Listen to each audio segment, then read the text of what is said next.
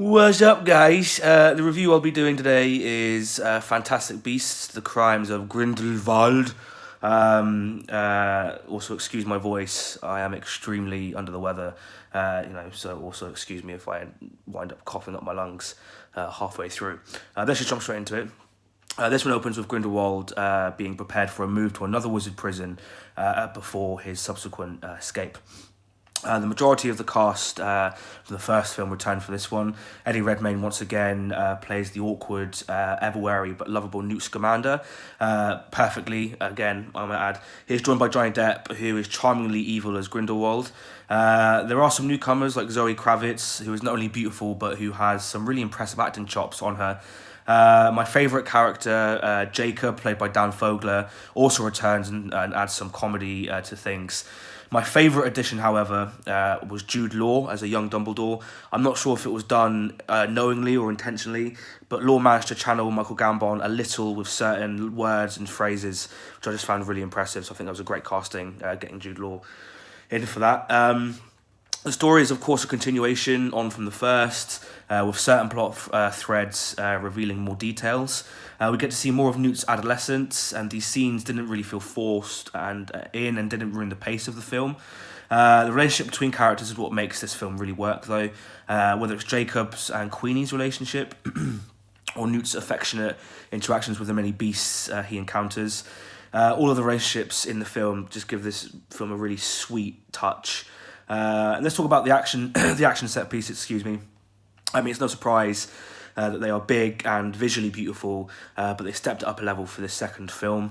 It may be the fantastic carriage chase in the sky pouring with rain, or the final set piece of the film, fiery blue dragons rising up. Every single one really showcases the magic of the Harry Potter and Fantastic Beasts universe. It's just really amazing. The special effects and attention to detail are also on point. There are fantastic beasts that return from the first, and there are also new additions. There are some really creative and well-designed, extraordinarily well-designed new beasts in this one, whether it's the Kelpie, which is like a seahorse kelp kind of combo. And, this just really helps to, kind of expand this already expansive world. And of course, the soundtrack also has to be mentioned. There are new scores with the familiar Harry Potter theme scattered throughout. I mean, it's just nice, for fans to hear those familiar notes and be welcomed back into this world. And lastly, there's the director, David Yates. I don't really rate him very highly as a director, but he is the perfect man for the job when it comes to these films. He understands the universe, the characters, and how to weave it all into an appealing kind of narrative structure. My issues with this film was that there was not as much comedy as in the first. I know these films were about to get a lot darker, but I would at least thought, with the second one, it's sort of been kind of lighthearted before the darkness of it all kind of rolls in. Add to that the ending felt really rushed and just quite confusing. A lot of the character choices and motivations didn't really make sense. And the one thing I learned from this film was that Johnny Depp makes a terrifying Grindelwald. However, he also looks like a sex offender in that costume.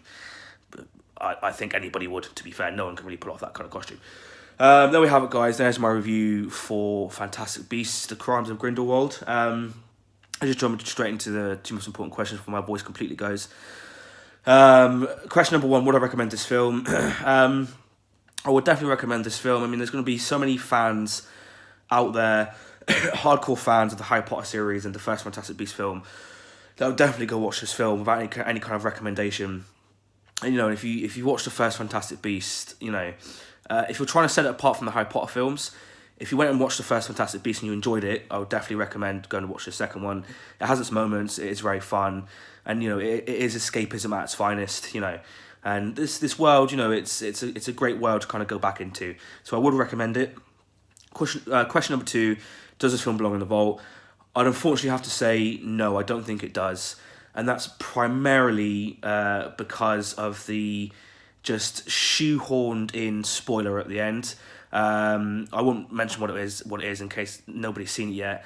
But I just feel like J.K. Rowling is kind of pulling these revelations, these twists out of her arse at the moment. I don't think she should be allowed near a screenplay. I don't think she should be allowed to write the screenplay for these films, because, as I said, you know, the last act of the film just felt very rushed, very convoluted. None of the characters' kind of motives made sense. And yeah, I just feel like it was very rushed. You know, there wasn't as much comedy as there should have been, I felt. And so for that reason, I do not think I will put this film in the vault. So there's that little turd star. It's gone off with a wherever that goes. Back to Hogwarts, probably. So we have it, guys. There's my review for Fantastic Beasts: The Crimes of Grindelwald.